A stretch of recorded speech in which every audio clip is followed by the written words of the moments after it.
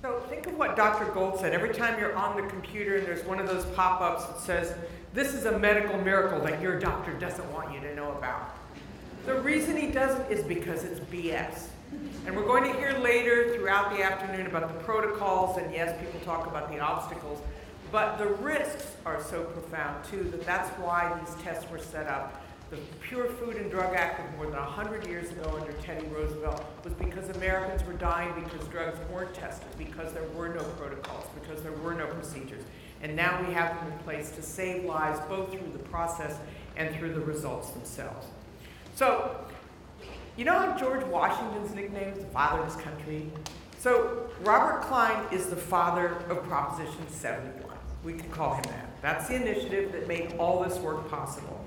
It is no surprise, therefore, that Time magazine named him one of its 100 most influential people, and Scientific American narrowed that down to the Scientific American 50. He heads a company that comes up with mortgage innovations, but it's the innovations here today at the edge of science that have brought him to the lectern, so please welcome Robert Klein.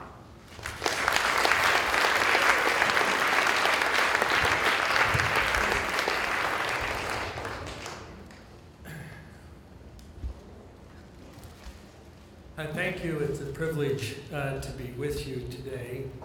And I'm going to focus today on not just the public's role in advancing stem cell therapy and its funding, but specifically the unique role of California's public for the advancement of stem cell research at a critical, historic moment. It will be important that California seizes this opportunity, the opportunity you've seen broadly laid out today for our children, for our wives and husbands, for our parents. It is a historic chance to change, to improve, to lift the human condition. But before I begin my talk, I would like to make 2 points of background. First, a very special thanks to the leadership and staff of the California Institute of Regenerative Medicine that's here today and works 365 days a year, and I know many nights, for advancing these therapies and supporting it. So thank you, Jonathan. Thank you, Randy. Thanks to the whole CIRM team. Can we give them a hand of applause?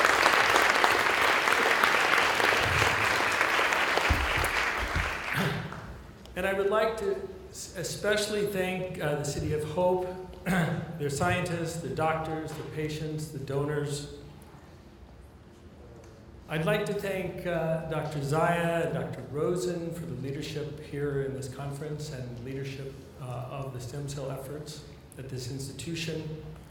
I'd particularly like to thank Dr. Stephen Foreman, who was the first doctor in California to endorse Proposition 71.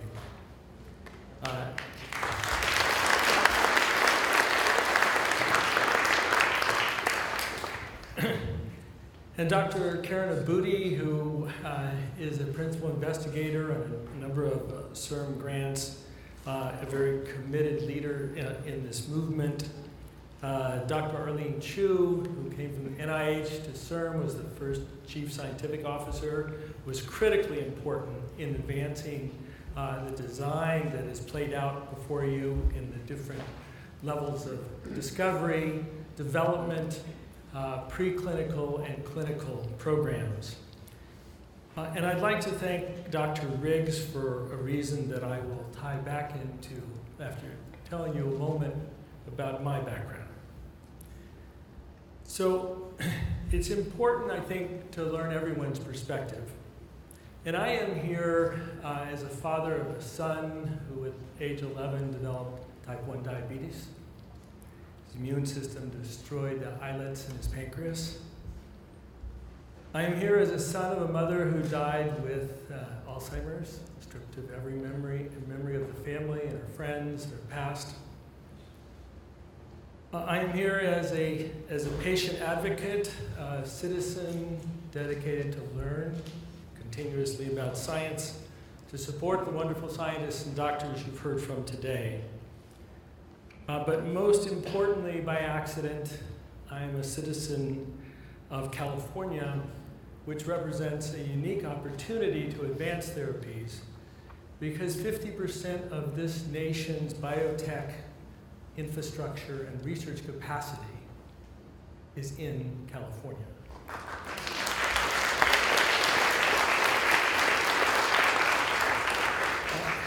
California, analyzed alone, is second only to the United States in the world in biotech infrastructure.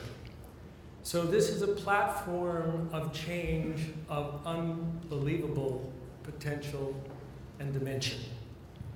It is a platform that has seen revolutions that the City of Hope has been instrumental in driving. And going back to Dr. Riggs, there was in 1977 a medical revolution called recombinant DNA. A medical revolution that was protested, where in 1977 the protesters totally shut down and closed the labs of Harvard University over fear and religious issues with this research.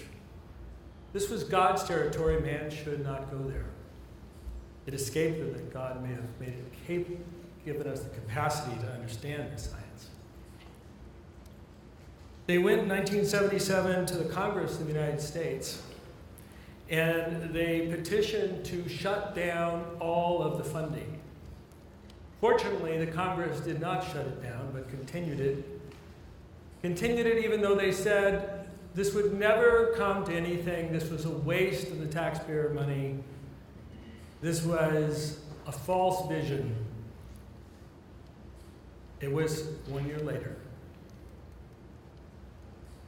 In 1978, that Dr. Riggs led the discovery of the first product from recombinant DNA, artificial human insulin, which kept my son alive for years.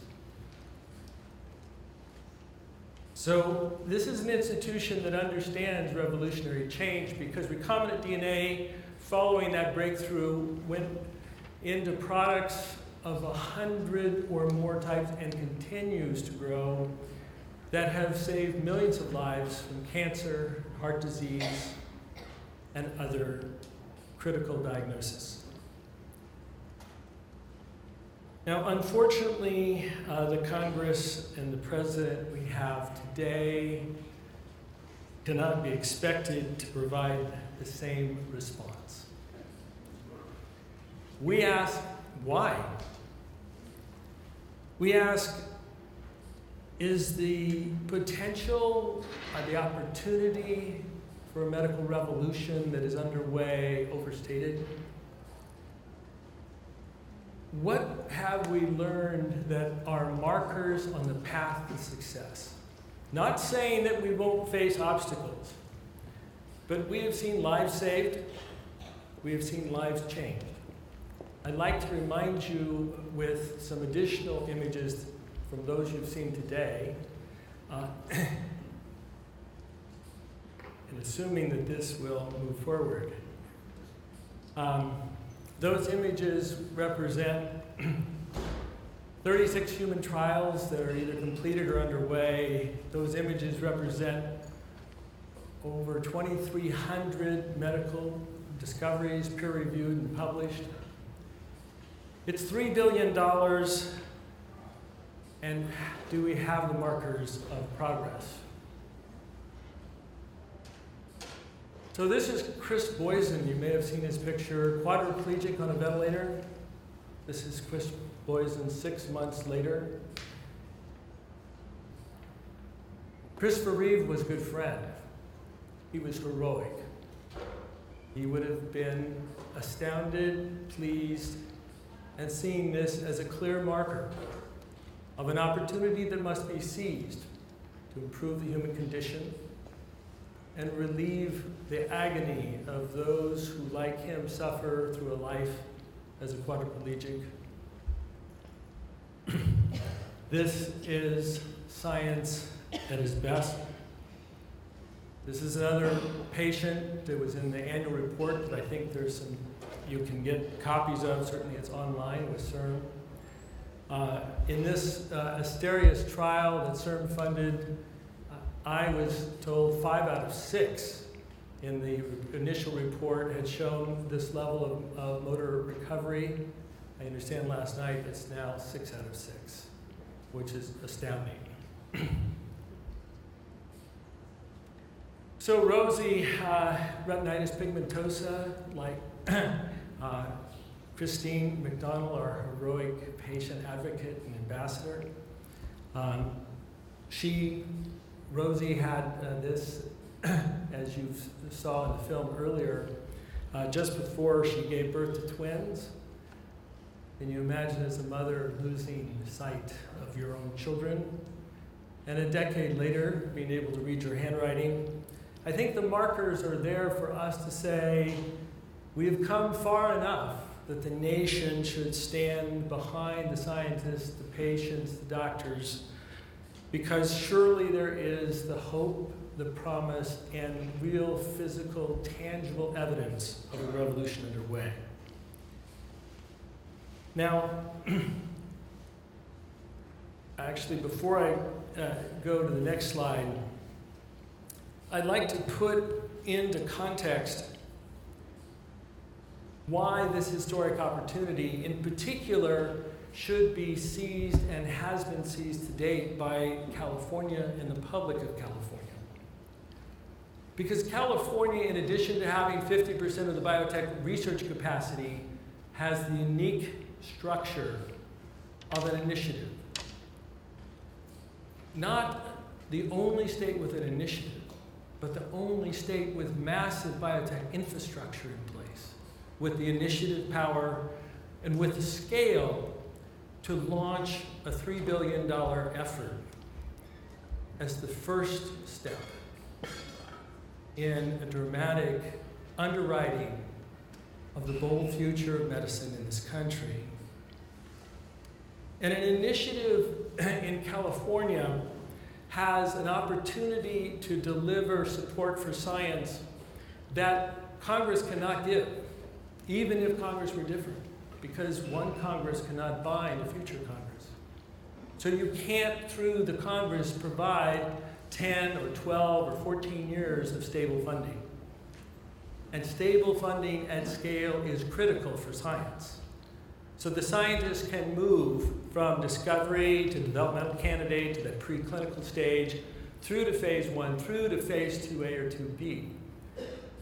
Why is it we're able to shrink the timetables to get to patients? Because the continuity and predictability is there, because institutions are willing to create a network together because they know the money will be there to support that network. Rather than an individual PI in an isolated pattern striking out with a new discovery, the PI knows that to compete for a disease team grant at CIRM, you have to knit together the best institutions, the best capacity in the state. So we are in a situation where with funding at critical mass, with a long timetable, we can shrink the time in our moral commitment to deliver the best therapies with FDA approval after peer review to patients of anywhere in the world. It is unfortunately unique because the federal government at this point is led by a group that believes that religious positions should be able to suppress science and medicine and in its advancement. Do I know the president's position? I don't. I'm not sure anyone would know it week to week. But I do know that he chose Vice President Pence, who's adamantly against embryonic fetal stem cell research. I do know that he chose the Health and Human Services Secretary, Price. I do know that Banyan is the presidential strategic advisor who is adamantly opposed to this research. I do know that Paul Ryan, as the Speaker of the House, has a bill called Sanctity of Life, which is a personhood bill that says that the moment that an egg is fertilized, it is a person. And therefore, that bill, if passed, would disrupt in vitro fertilization as we know it, that has helped 1 out of 10 families in the United States through a brother or a sister. It would disrupt in vitro fertilization as we know it for families that cannot have a child any other way. And it would disrupt stem cell research. Fortunately, the Supreme Court is still there, and there's still Roe versus Wade on the record. But we have a narrow window of time here. We don't know which way politics is going to go. Certainly, even those people who on October 31st knew which way it was going to go didn't know which way it was going to go on November 5th. So we must take very seriously this very narrow window of time with a historic opportunity being in California. And we must find a way to sustain and lever this opportunity. If you look at this chart, what you see is that the state of California, for the Institute, Centers of Excellence, and Specialty Research Centers, put in $270 million, about $271 million. But what's the column next to it? Donors, philanthropists, put in $884 million for those facilities. Where did that money come from? Why now? Why then? That money came because those donors saw that it was a tangible opportunity to really leverage their impact because they wanted to change the future. They didn't want another child to suffer as their child. They didn't want someone else's wife or husband to die as their spouse had died. They wanted to change the future, and they knew that because of critical mass and continuity of time, and the fact that California uses all of its peer reviewers being from out of state to avoid any conflicts, that this was a merit-based system that really had the strength and the time frame to move science forward, as you have seen today. So out of 271 million, we got 1.1 billion in facilities and equipment and great science. What's important here is there's a donor public that each of you and the advocates need to communicate the story of what is happening, to leverage what the opportunities are, so that if we go back to the California public, we will be able to say, you've inspired your citizens to contribute side by side with state dollars because they know every dollar is valuable and every dollar is making a difference. And if we look further, we have to say that at the base of all of this, if we were to go back in the fall of 2017 and test the public through a poll and see if they're prepared for a second installment, to continue this great experiment in history, to seize the day in this narrow window of time with political uncertainty on every side, it is the citizen committed to learning of science. It is the patient advocate that has to reach out with the scientists, with the doctors, inform the public of what has happened, what has been reported here today, what brave patients have spoken, what scientists have dedicated their lives, and what progress we have seen. Our plight, our opportunity, reminds me of Charles Dickens' quote from The Tale of Two Cities. He said, "It's the best of times, it's the worst of times. It's a time of great wisdom. It's a time of folly. But we must not take one moment to focus on the folly in Washington. For California and the California public, and California donors and the California patients have an opportunity, a privilege of history, where we could have all lived many generations and never had this privilege of moving medicine forward in such a dramatic way to change, to lift the human condition. So, as I am reminded by my wife with one of her favorite quotes, life is not waiting for the storm to pass in Washington or anywhere else. Life is learning to dance in the rain. Therefore, this fall, when the citizens of California are polled, I believe they will say the results are assuring, encouraging, dramatic. Lives have been changed.